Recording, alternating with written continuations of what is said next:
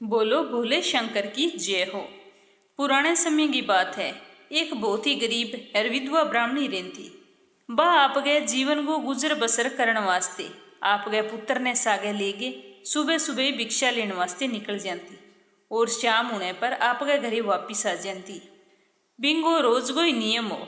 एक दिन की बात है, जब वह आपके बेटे ने लेके भिक्षा लेने वास्ते गई, शाम ने वापिस आने लाग रही तो बन देखियो कि एक नदी के किनारे बहुत ही सुंदर बालक बैठी हुए।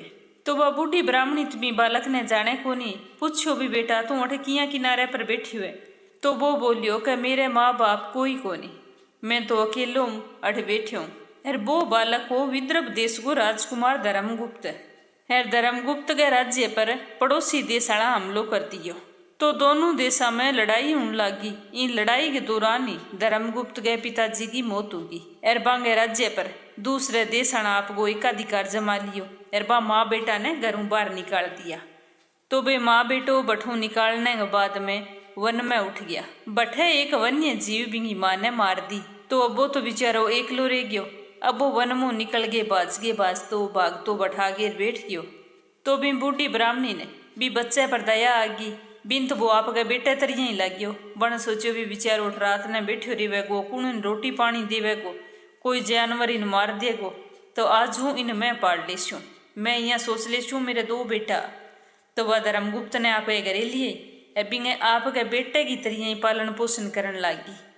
बन विधवा ब्राह्मणी कदी बन आपके बेटे मेरे धर्मगुप्त में कोई फर्क कौन रखियो, दोनों ने एक जिस्या रखा, खूब लाड प्यार दियो। राजकुमार धर्मगुप्त वो भी ब्राह्मणी ने मातरिया ही मानतो और आपके ब्राह्मण भाई के सागे बहुत ही ज्यादा खुश रहतो।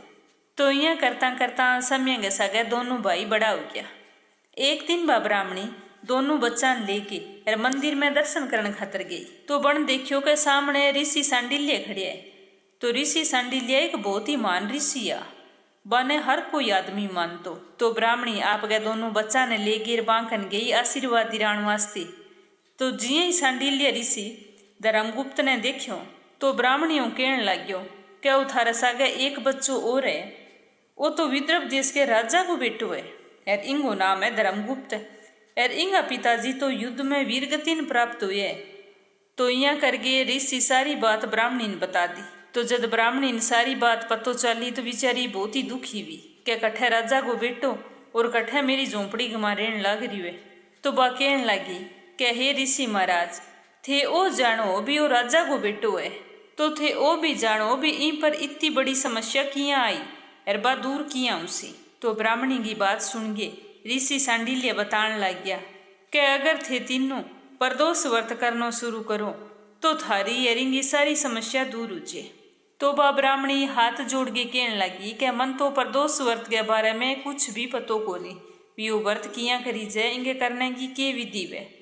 तो ऋषि सांडिल्य भी ने परदोष व्रत की सारी विधि बताई। सारी विधि विधान जान गए ब्राह्मणी बहुत ही राजी राजी आपके बच्चा लेकर घरे आ गई।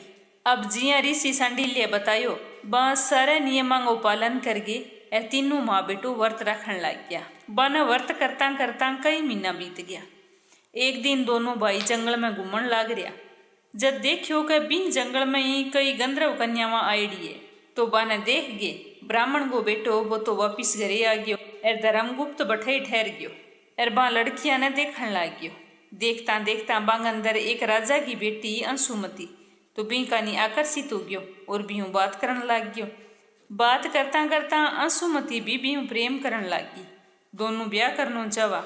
तो धर्मगुप्त क्यों भी पहला मैं घरे जागे आपकी माँ ने पूछूंगा और फिर ही थाने बताऊंगा और थे भी आपके घरे जागे आपके पिताजी हूँ बात करो। तो अंशुमती घरे गई जागे आपके पिताजी ने सारी बात बताई। तो जब भी अंशुमती के पिताजी ने पतो चलियो कि वो विदर्भ देश को राजकुमार है तो वो तो राजी राजी आपकी बेटी को विवाह करने वास्ते तैयार हो गया। अब भगवान भोलेनाथ की कृपा बांगा दिनमान सुधरने लग गया। दूसरे दिन अंशुमती अरबिंगा पिताजी ब्राह्मणी के घरे आया तो राजा ने राजा की बेटी ने आपके घरे आईडा देख के ब्राह्मणी हाथ जोड़ के बोली भी मेरे घरे आज थाने किया आनो पड़ियो, ये बात ही कोई काम हो तो मन बुला लेता। तो राजा बोलियो कि मैं मेरी बेटी को विवाह थारे बेटे धर्मगुप्त सागे करना चाहूँ। तो सुन के ब्राह्मणी बहुत ही खुश हुई और फिर अच्छो सो मुहूर्त देख गे और अंशुमति को और धर्मगुप्त को विवाह करवा दियो। और विवाह बाद में तो बिंगा किस्मत का सितारा बहुत ही सीधा हो गया।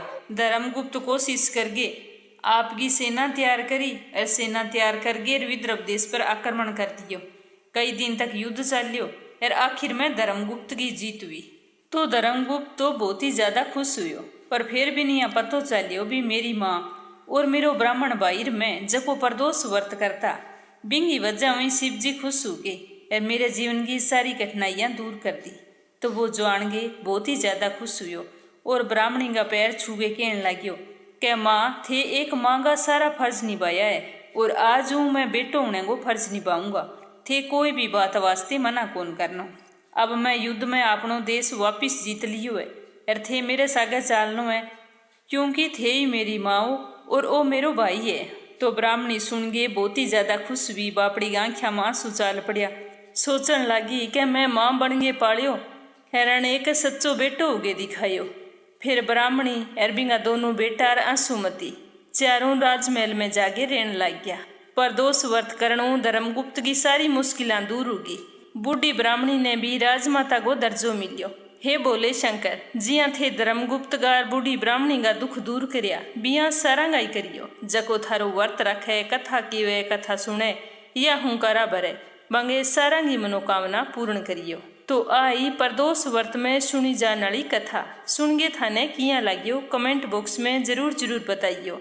अगर थे चैनल ने सब्सक्राइब ना करियो है तो जरूर करियो और इस चैनल पर प्रस्तुत होने वाली रोजाना की वीडियो ने पूरे श्रद्धा भाव सुनियो और दूसरा ने भी भेजियो। एक बार फिर थाने घनी घनी राम राम।